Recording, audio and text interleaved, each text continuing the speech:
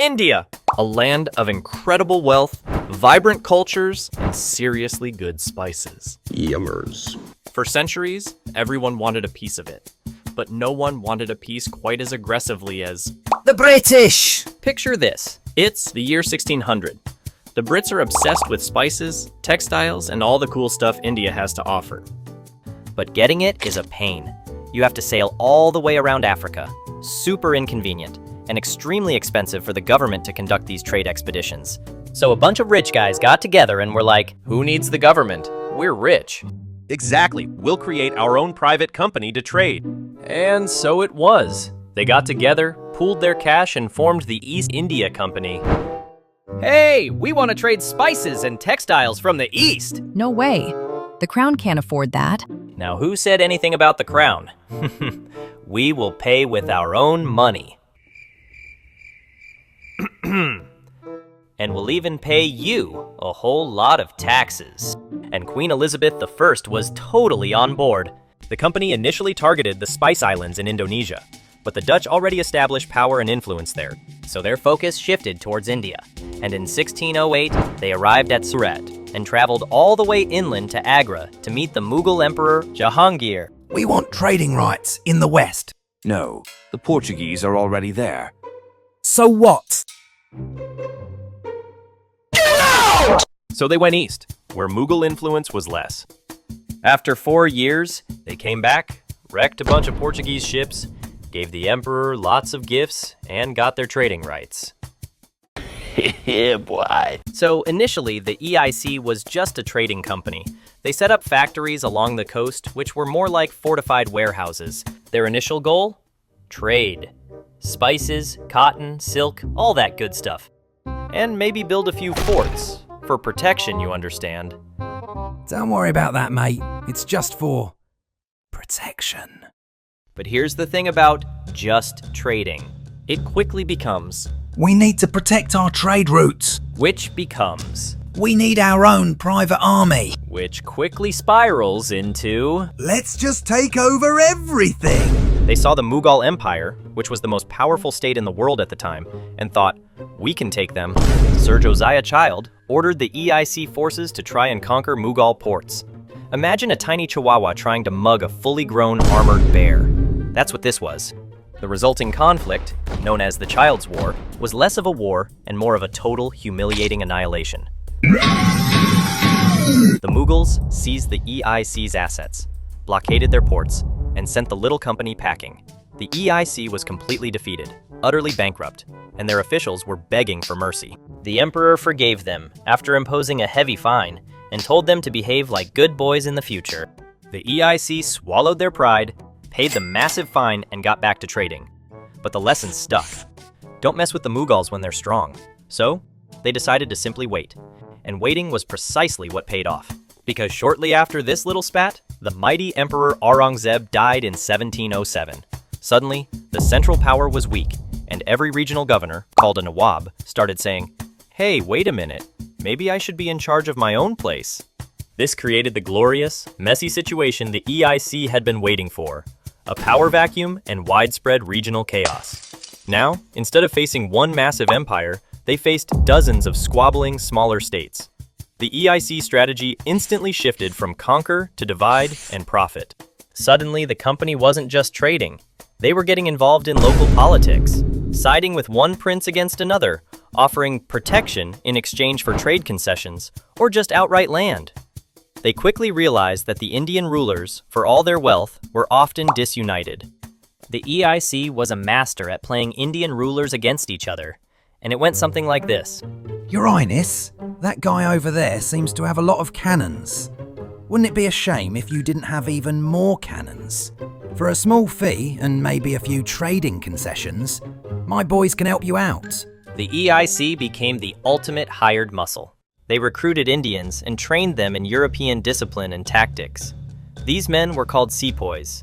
They were better organized, better trained, and always backed the side that promised them the most tax revenue and land. Here comes the money, money, money, money, money. The Nawab of Bengal started to notice this.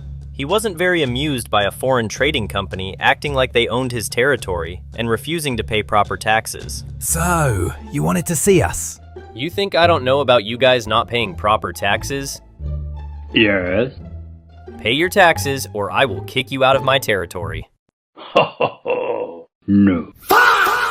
So, in 1756, Siraj-ud-Dawla marched his massive army on Calcutta and easily captured the fort.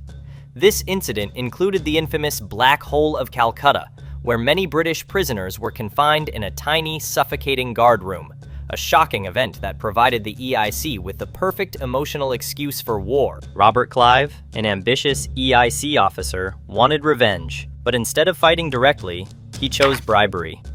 Clive secretly made a deal with Mir Jafar, Siraj-ud-Dawla's commander-in-chief. Jafar wasn't exactly thrilled with his career, so Clive offered him a promotion, become Nawab of Bengal. In return, Jafar's army would not fight. At the Battle of Plassey, that's exactly what happened.